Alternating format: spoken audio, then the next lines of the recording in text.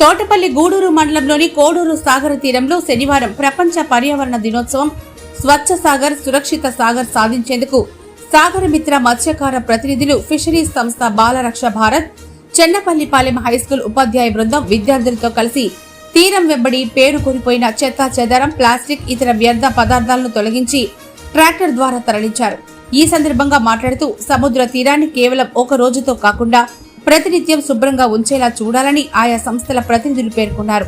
ఈ కార్యక్రమంలో Indukurupeta FDO K Sanjay Stephen, Sagar Mitra ఇన్ఛార్జి నిర్వాహకులు ముత్యాల సుధాకర్, జిల్లా అధ్యక్షులు కె రమేష్, మానవ చైతన్య సమితి ప్రతినిధి కుమారి శ్రీనివాసులు, ముత్యాల అయ్యప్ప, పామంజి లక్ష్మయ్య, పరదేశీ చలపతి, పామంజి శివ, బాల రక్షా భారత్ ప్రతినిధి షేక్ మస్తాన్, మరైన్ సిబ్బంది శేషగిరి, సంజీవి, చెన్నపల్లిపాలెం ప్రధానోపాధ్యాయులు R Sai Prasad, physical science teacher ఫడి, విద్యాధరి విద్యార్థులు పాల్గొన్నారు.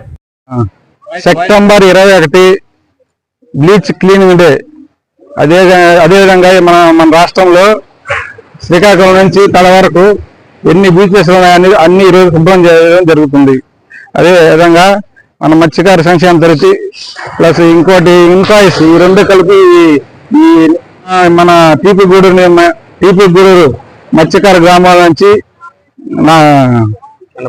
చెన్నపల్లిపాలెం హై స్కూల్ నుంచి విద్యార్థులు ఉపాధ్యాయులు మన సాయి ప్రసాద్ మణికుమార్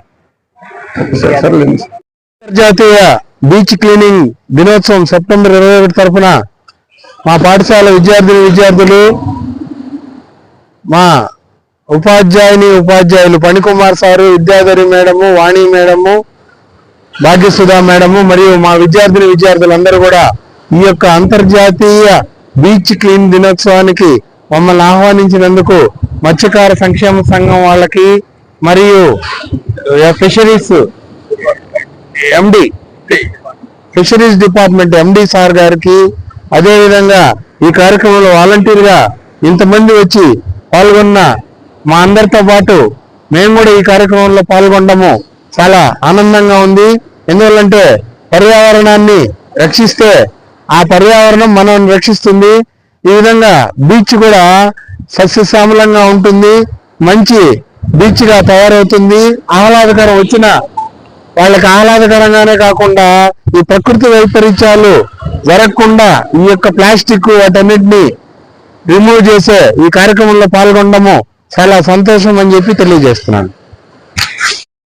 సెప్టెంబర్ 21వ తారీఖున ఇంటర్నేషనల్ కోస్టల్ క్లీనప్ డే లో భాగంగా స్వచ్ఛత మన దేశంలో స్వచ్ఛ సాగర్ సురక్షిత్ సాగర్ అనే ఒక కార్యక్రమాన్ని చేపట్టడంతో మనం అందరము ఈ యొక్క మత్స్యకార సంక్షేమ సమితి తరఫున వాళ్ళతో పాటుగా ఇక్కడ ఉంటున్న మేము మత్స్యశాఖకు సంబంధించిన మా యొక్క గ్రామ సహాయకులు, మత్స్యశాఖ సహాయకులు, అలాగే సాగర్ మిత్రాలు, మా యొక్క డిపార్ట్మెంట్, అలాగే ఇన్కాయిస్ డిపార్ట్మెంట్ ద్వారా ఈ కార్యక్రమాన్ని నిర్వహించడం ఎంతో హర్షణీయం. అలాగే ఈ కార్యక్రమాల్లో మన చెన్నపల్లిపాలెం యొక్క హై స్కూల్ కి సంబంధించిన పిల్లలు, అలాగే విద్యార్థులు, ఉపాధ్యాయులు దీనిలో పాల్గొని ఈ యొక్క కార్యక్రమాన్ని సక్సెస్ఫుల్ గా చేసినందుకు వాళ్ళందరికీ కృతజ్ఞతలు తెలుపుతున్నాం. ఈ యొక్క మన సముద్రాన్ని మనం బీచ్ ని ఒక్కరోజే కాకుండా ప్రతిరోజు కూడా ఇలానే నీట్ గా పెట్టుకోవాలని చెప్పేసి ఈ కార్యక్రమాన్ని ప్రతిరోజు చేసుకుంటూ అంటే స్వతహాగా ప్రజల్లో కూడా ఈ యొక్క అవగాహన రావాలి. ప్లాస్టిక్ వాడకంలో మన దేశం చాలా ఎక్కువగా ఉంది. ఆ పొల్యూషన్ ని మనం కంట్రోల్ చేయాలంటే ఈ యొక్క విద్యార్థుల దేశం నుంచి దాన్ని అవలంబించుకుంటే గానీ అది నిర్మూలించలేము. సో అందరూ ఈ ప్లాస్టిక్ వినియోగాన్ని తగ్గించి, అంటే సింగిల్ యూజ్ ప్లాస్టిక్ ని వినియోగం తగ్గించి పర్యావరణాన్ని కాపాడాల్సిందిగా కోరుతున్నాం. ఈ కార్యక్రమంకు ప్రతి సంవత్సరం జరుపుకుంటున్నాం ఇది కాబట్టి, అదే విధంగా అందులో భాగంగా ఈ సంవత్సరం కూడా మనం అందరం కలిసి మన పోలీస్ డిపార్ట్మెంట్ కానీ, రెవెన్యూ డిపార్ట్మెంట్ కానీ, అదేవిధంగా మన ఫిషరీస్ డిపార్ట్మెంట్ కానీ, అదేవిధంగా మత్స్యకార గ్రామస్తుల నుంచి గ్రామ కాపులు సహాయం కూడా మనకు అందించారు. అదేవిధంగా మన మహాలక్ష్మీపురం హై స్కూల్ విద్యార్థినులు ప్లస్ మన హెచ్ఎం గారు, అదేవిధంగా టీచర్స్ అందరూ కూడా మన కార్యక్రమంలో పాల్గొన్నందుకు సార్ సేల్ కంపెనీ వాళ్ళు కూడా ట్రాన్స్పోర్ట్ సెయిల్డ్ రాకపోకలు ఎక్కడి నుంచి మన హై స్కూల్ నుంచి రాకపోకల విషయంలో కూడా వాళ్ళు మనకి మినీ బస్సు సిమ్కార్ప్ తరపున మినీ బస్సును కూడా మనకి ఏర్పాటు చేసినందుకు వాళ్ళు కూడా అందరి తరపున ఈ కార్యక్రమంలో పంచుకున్న అందరికీ కూడా మా అందరి తరపున కృతజ్ఞత తెలియజేస్తున్నాము. ఇదే విధంగా ప్రతి సంవత్సరం కూడా మనం చేయాల్సిన బాధ్యత మనకు ఒకటి ఉంది 21వ తేదీన అనే ఉద్దేశంతో అందరూ కూడా ఇదే కార్యక్రమంలో మనం ప్రతి సంవత్సరం కూడా పాల్గొని మనం జయప్రదం చేసుకోవాల్సిన విధానం ఉంది కాబట్టి అందుకని మీ అందరికి కూడా మీరందరూ ఇచ్చేసినందుకు పేరున మీ అందరికీ కృతజ్ఞత తెలియజేసుకుంటున్నాం. సంతోషంగా ఉంది. సెప్టెంబర్ 27వ తారీఖు బీచ్ వాషింగ్ డే సందర్భంగా, ఇంటర్నేషనల్ బీచ్ వాషింగ్ డే సందర్భంగా ఫిషరీస్ డిపార్ట్మెంటు మరియు మత్స్యకార సంక్షేమ సమితి, గ్రామ సచివాలయ సిబ్బంది, పోలీస్ డిపార్ట్మెంటు, రెవెన్యూ సిబ్బంది, గ్రామస్తులతో కలిపి మత్స్యకార పెద్ద కాపులు సహకరించిన ఈ కార్యక్రమాన్ని మేము పాల్గొనడం చాలా సంతోషంగా ఉంది. మీకందరికీ తెలిసిందే, మనం ప్రకృతిని ఎంత కాపాడితే ప్రకృతిని మనం అంత కాపాడుతుంది. మనం చూసాం, మన విజయవాడ వరదలు చూసాం, అనేక చెరువులు ఆక్రమించి ఇల్లు కట్టుకున్న తర్వాత ఆ నీళ్ళు ఎట్టబోవాలో తెలియక విజయవాడ మొత్తం జనజీవనం స్తంభించిపోయి 4 రోజులు అల్లాడిపోయారు. డబ్బున్న వాళ్ళు కాదు, పేదవాళ్ళు కాదు, ప్రతి ఒక్కరు కూడా ఇబ్బంది పడ్డారు. కాబట్టి ప్రకృతిని మనం కాపాడుకుంటే మనల్ని కాపాడుతుంది. అదేవిధంగా ఈ పర్యాటకులు వస్తారు సముద్ర తీరానికి. మొత్తం మనకు భారతదేశానికి కోస్టల్ లైన్ చాలా ఎక్కువగా ఉంది. ఈ బీచ్లు సందర్శించడానికి పర్యాటకులు వస్తుంటారు.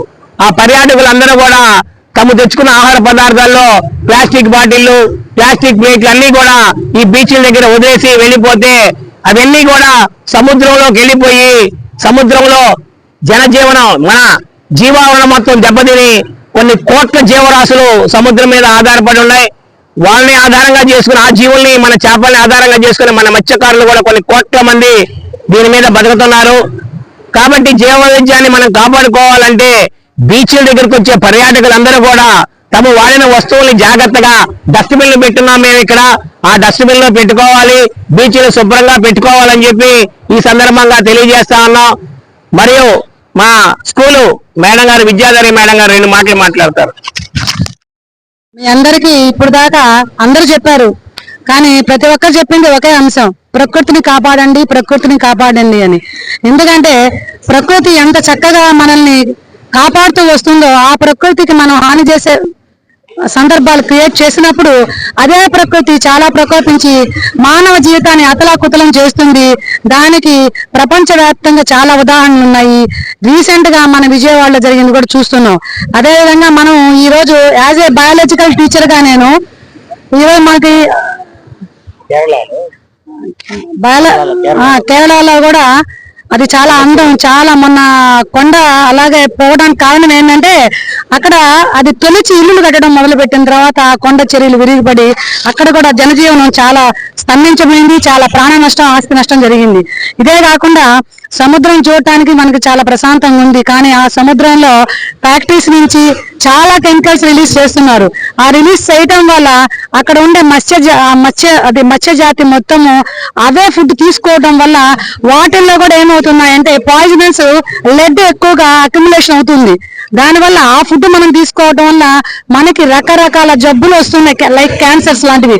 అందువల్ల దయచేసి మనం ప్రకృతిని బాగా కాపాడుకోవాలి. అదే విధంగా సముద్రానికి, బీచ్కి వచ్చే వాళ్ళు మీరు ఆనందం కోసం వస్తున్నారు, ఇక్కడ ఆనందంగా ఉండండి, కానీ ఈ వాతావరణాన్ని పాడు చేయొద్దని మరీ కోరుకుంటున్నాం. Thank you.